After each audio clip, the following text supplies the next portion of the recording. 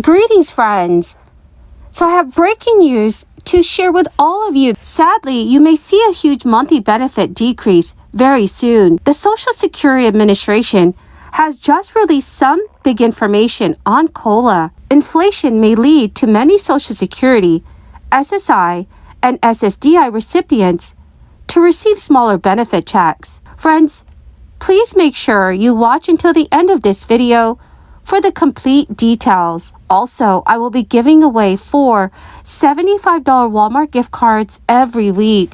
Friends, please make sure you click and like several of my videos and then comment below the keyword of each video that you watch. Friends, the more videos that you comment on, the greater your chances of winning the giveaway. I will be surprising several of you with $200 gift cards to say thank you, friends, for being part of this community. Social Security recipients will soon find out what their new monthly payments will be in 2023 after the 8.7% cost of living adjustment kicks in. Beginning in December, the Social Security Administration will start mailing COLA notices to beneficiaries, providing details on next year's payment amounts. However, some payment increases will be higher than 8.7%. and some may be lower. The reason is that the COLA is applied to your primary insurance amount rather than your current benefit, and the two are not always the same.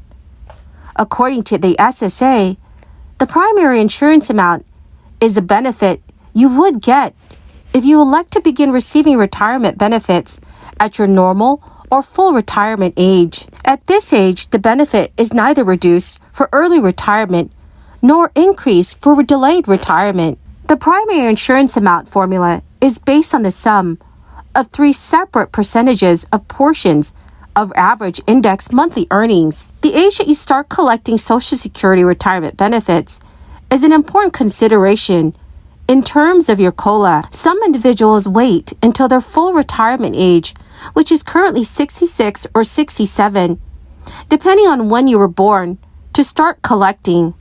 If you wait until your full retirement age to claim your benefits, your primary insurance amount and monthly payment might be the same. However, if you claim your benefits at a different age, the SSA runs another calculation to address the up or down for those who claim early or late. Individuals who claim benefits before their full retirement age usually get lower payments, while those who wait until they are 70 get the highest possible payment. And in some cases, you might receive a higher COLA than 8.7% because Medicare Part B premiums will go down in 2023. These premiums are deducted from your Social Security payment, so you'll have less taken out in 2023 than in 2022 if you have already signed up for Medicare. Friends, this means that your COLA might be above 8.7%. However, your COLA could be less than 8.7%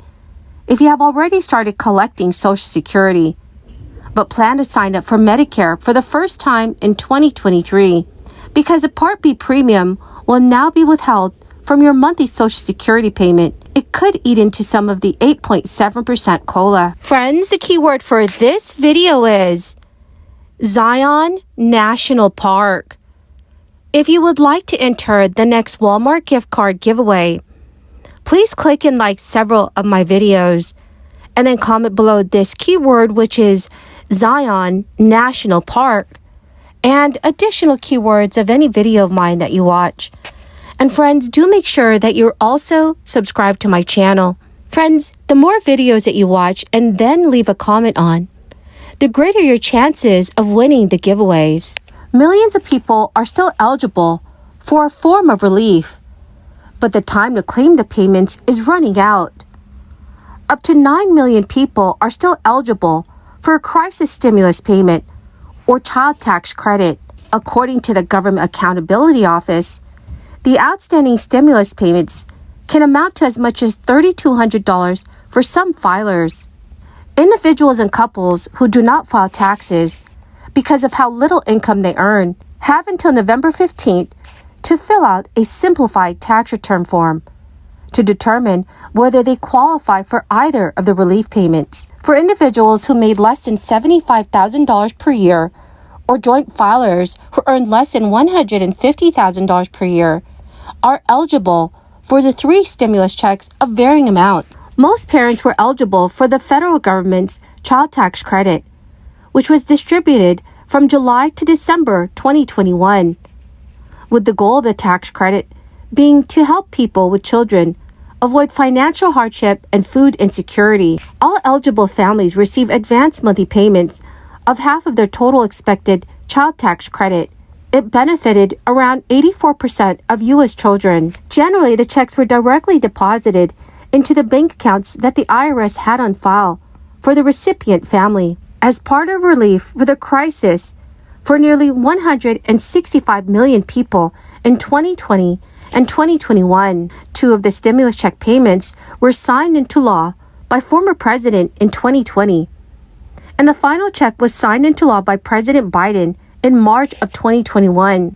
Part of the challenge for the IRS and the U.S. Treasury in 2020 was that they only had data on taxpayers that had previously filed taxes.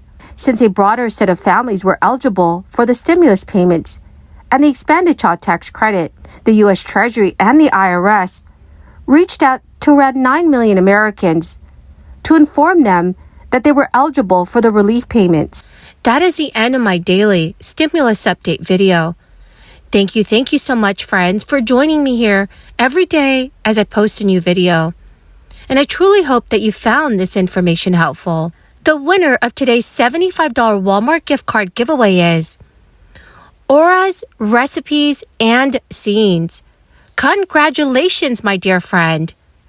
To claim your gift card, please check your notifications page and send me a message. Or you can message me on my Facebook page. Old saying from the Bible, weeping may endure through the night, but joy cometh in the morning. We know what we have seen in the past with Hurricane Sandy. We know the weeping and the pain and the hurt and the loss. The leadership that came together afterwards and said that we must do something different. It's not going to be sexy. It's not going to be making headlines. But we are going to come together to make sure that we are proactive, so that we make sure there are brighter days ahead, so that we make sure as the planet changes that Hoboken is ready. That was literally one of the first meetings I had as your United States Senator. I got elected after Hurricane Sandy at the end of 2013, and in my office was the mayor of Hoboken. Dawn was there with a vision for the future.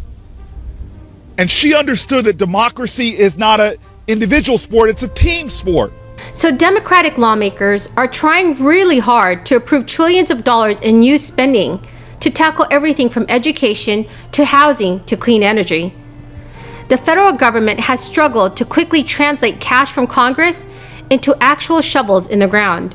President Joe Biden still has to figure out how to spend the money on time, on budget, and with the intended impact.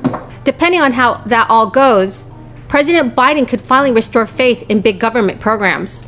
Tom Perrillo, a former Democratic congressman, told NBC News, "The American people are asking one question, and one question only. Will this work?"